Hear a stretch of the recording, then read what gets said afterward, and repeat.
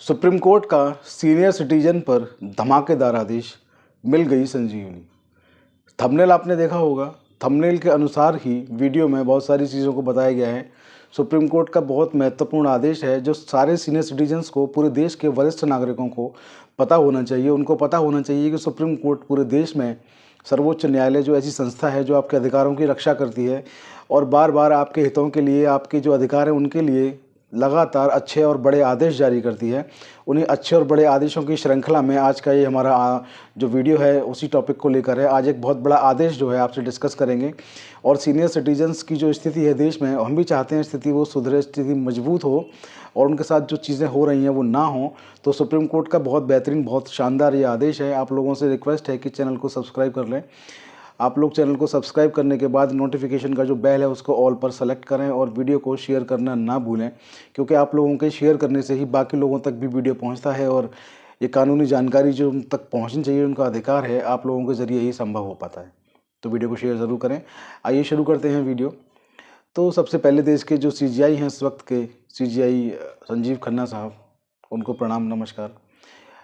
CGI Khanna साहब जो है बहुत अच्छा काम कर रहे हैं। अभी कुछ ही दिन हुए उनको CGI बने हुए, लेकिन उनकी जो लोकप्रियता है वो बहुत तेज़ी से बढ़ रही है, क्योंकि उनके जो काम करने का तरीका है वो बहुत शानदार। DY चंद्रचूड़ साहब पर आरोप लगते रहे कि लास्ट में उनके कार्यकाल में कुछ उनकी आलोचनाएं हुई, उनके ऑर्डर्स की आलोचनाएं हुई। लोगों ने कहा कि सरकार के दबाव में काम कर रहे हैं, सरकार के खिलाफ आदेश नहीं कर पा रहे हैं। हालांकि ऐसा नहीं था, वो अपना काम कर रहे थे और बेहतरीन उन्होंने काम किया। तो संजीव खन्ना साहब ने जहाँ से काम करना शुरू किया वो वहीं से काम करना शुरू किया। जो आदेश जो थे रुके हुए थे, पेंडिंग थे किसी वजह से, वो आदेश जो संजीव खन्ना साहब CGI बने हैं तब से आने शुरू हुए हैं और देश के इतिहास में बहुत बेहतरीन, बहुत शानदार जो है आदेश सुप्रीम कोर्ट से आ रहे हैं। और सुप्रीम कोर्ट जिस पर पूरे देश की निगाह रहती है और लोगों को एक उम्मीद रहती है, लोगों को आस बंधी रहती है, वो आस जो है उन्होंने टूटने नहीं दी है। बहुत शानदार, बहुत ही अच्छा काम कर रहे हैं खन्ना साहब, इसके लिए धन्यवाद के पात्र हैं। तो इससे आगे अगर बढ़ेंगे तो सीनियर सिटीजन्स जो हैं आपको पता है कौन होते हैं, हमने पहले भी विस्तार से वीडियो इस पर बता दिया गया है। तो सीनियर सिटीजन्स जो होते हैं वो 60+ यानी कि 60 वर्ष की आयु जो पूरे कर चुके होते हैं वो लोग होते हैं। और उनसे भी वरिष्ठ जो होते हैं वो 70+ होते हैं, जो 70 वर्ष की आयु जो है वो उसको पूरी कर चुके हैं। तो आयु के बाद जो है सीनियर सिटीजन्स की अगर बात करें तो सबसे बड़ा जो आज का मसला है वो रहता है उनकी जीविका, यानी कि उनकी जो जीवन की जो शैली है, उनके जो खर्चे हैं वो कैसे पूरे हों। क्योंकि बहुत सारे सीनियर सिटीजन्स ऐसे हैं जो सरकारी नौकरी में नहीं रहे, जिनकी पेंशन नहीं आती है, जिनको कोई सहारा नहीं है और जिनके पास प्रॉपर्टीज़ भी नहीं है और उनके बच्चों ने उनको हाशिए पर, किनारे पर रख दिया है। तो सबसे बड़ी दिक्कत उनको जीविका की भी है। हालांकि सरकार जो है इस मसले पर संजीदा है, सरकार इस मसले पर वृद्धावस्था जो पेंशन होती है वो भी चलाए हुए है, लेकिन वो पेंशन जो होती है वो ऊँट के मुँह में जीरा के समान होती है। अब सरकार को तो देश भी चलाना है, तो सरकार अपनी तरफ से जो कर रही है अच्छा है। बाकी जो सामाजिक संस्थाएं हैं उनको भी इस पर आगे आना चाहिए, पहल करनी चाहिए। तो सीनियर सिटीजन्स की जो संपत्ति होती है उस पर सबकी नज़र होती है, उनके बेटा हों, बेटी हों, दूर के रिश्तेदार हों, जो भी उनके रिश्तेदार होते हैं उनकी संपत्ति पर उनकी नज़र होती है। लेकिन उनके प्रति जो अधिकार होते हैं, उनके प्रति जो कर्तव्य होते हैं किसी व्यक्ति के, उनको कर्तव्यों को पूरा करने में बेटा, बेटी, बहू या रिश्तेदार होते हैं वो नाकाम रहते हैं।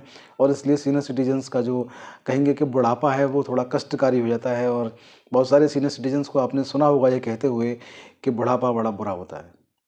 तो इस चीज़ को, इस मिथक को बदलना चाहिए हम सबको, आपको मिलकर, क्योंकि समाज हमसे और आपसे बनता है। तो इस चीज़ को बिल्कुल बदले जाने की आवश्यकता है कि बुढ़ापा ऐसा ही होता है। हमको चाहिए कि जो वरिष्ठ नागरिक हैं, जो सीनियर सिटीजन्स हैं, उनको हम मान सम्मान, प्यार भरपूर दें, जिससे कि वो ये ना कहें कि बुढ़ापा ऐसा होता है। तो अधिकार सबको चाहिए, उत्तराधिकारी हर कोई बनना चाहता है, लेकिन इसके बाद भी अधिकतर जो सीनियर सिटीजन्स हैं उपेक्षित जीवन जीते हैं, जो चिंता का विषय है। इस पर भी सरकार को और स्वयंसेवी संगठन जो हैं उनको बात करनी चाहिए, उनको चिंता करनी चाहिए, गोष्ठियाँ करनी चाहिए और इस पर कुछ अच्छे कदम उठाने चाहिए। तो आज का जो मसला है, मैं आप शुरू करते हैं। आज का मसला, सुप्रीम कोर्ट ने एक ऐसा ब्रह्मास्त्र दिया है सीनियर सिटीजन्स को, जिसके बाद से सीनियर सिटीजन्स की जो दशा और दिशा है वो दोनों बदल जाएंगी। सुप्रीम कोर्ट से जो आदेश आ रहा है वो बहुत ही काबिल तारीफ़ है, क्योंकि इस आदेश के बाद सीनियर सिटीजन्स जो हैं वो उपेक्षित नहीं रहेंगे और अपने हक की जो उनकी लड़ाई है उसको बहुत अच्छे से, बहुत तरीके से लड़ पाएंगे।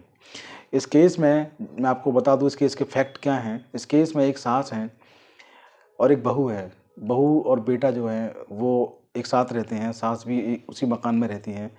सास और बहू की बनती नहीं है। ये सामाजिक जो एक डिफरेंस है, बहुत सारे घरों में दिक्कत है कि बनती नहीं है।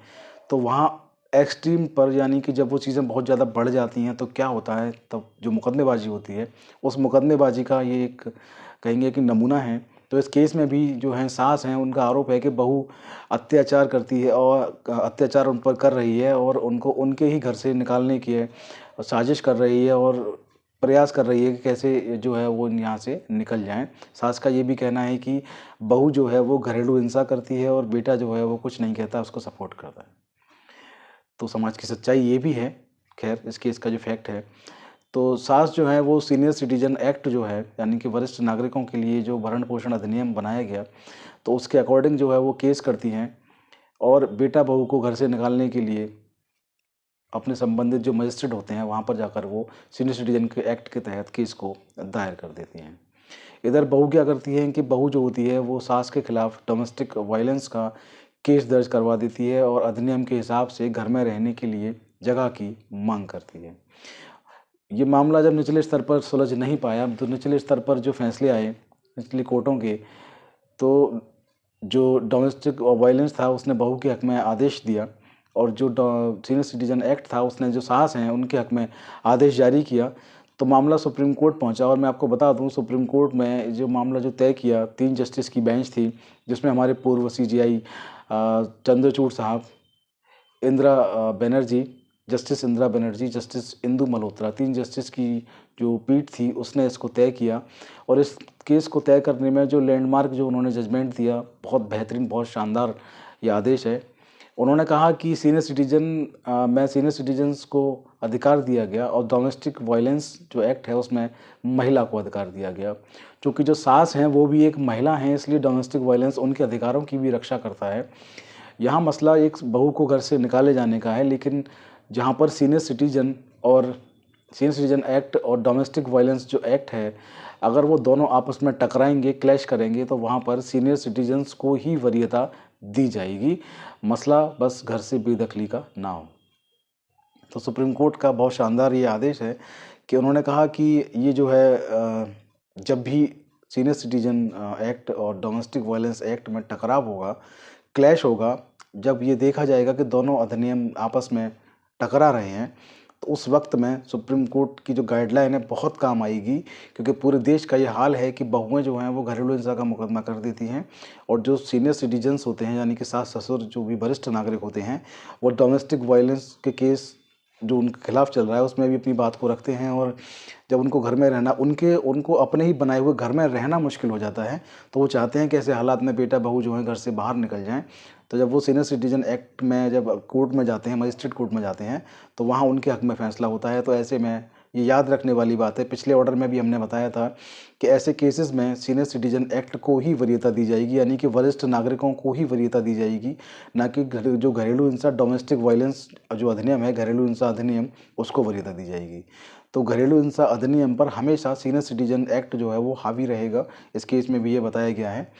तो मैं आपको बता दूं कि जो सीनियर सिटीजन जो एक्ट है उसके अकॉर्डिंग जो एप्लीकेशन देनी होती है, सीनियर सिटीजन एक्ट में धाराओं में साफ साफ प्रावधान दिया गया कि 30 दिन के अंदर उस मसले को, उस केस को डिस्पोजल करना होगा, उस केस में अंतिम आदेश पारित करना होगा संबंधित मजिस्ट्रेट को। इस केस को बहुत लंबा आप नहीं चला सकते, क्योंकि सीनियर सिटीजन्स के हित में ये कानून बनाया गया है। तो मजिस्ट्रेट को साफ निर्देश हैं जो भी इस केस को सुनेंगे कि 30 दिन के अंदर अंदर आपको इसमें आदेश जारी करना है।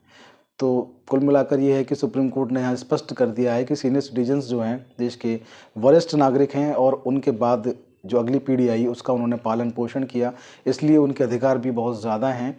और डोमेस्टिक वायलेंस एक्ट जब भी सीनियर सिटीजन एक्ट से टकराएगा, तो जो सुपरसीड जो करेगा, यानी कि जो आगे निकलेगा, जो अधिकार जिसके बरकरार रहेंगे, वो सीनियर सिटीजन एक्ट ही रहेगा। सीनियर सिटीजन एक्ट हमेशा घरेलू हिंसा अधिनियम पर हावी रहेगा, ये इस केस में बताया गया। तो इस केस के जो शीर्षक हैं, जो टाइटल हैं, वो आप लोग नोट कर सकते हैं। सुप्रीम कोर्ट का ये केस है और इसकी जो पार्टीज़ नेम है वो हैं Shrimati S Baniya versus deputy commissioner Bengaluru urban district and others, supreme court का केस है, आप देखेंगे तो आपको आराम से मिल जाएगा। इसके अलावा अगर आप लोग चाहेंगे तो हमारी व्हाट्सएप टीम पर आप लोग हमें व्हाट्सएप पर लिख सकते हैं, हमारी लीगल टीम जो भी उसका शुल्क रहेगा ऑर्डर का, आपको शुल्क में ऑर्डर को उपलब्ध करवा देंगे। तो वीडियो को शेयर करना ना भूलें। जय हिंद, जय भारत, नमस्कार।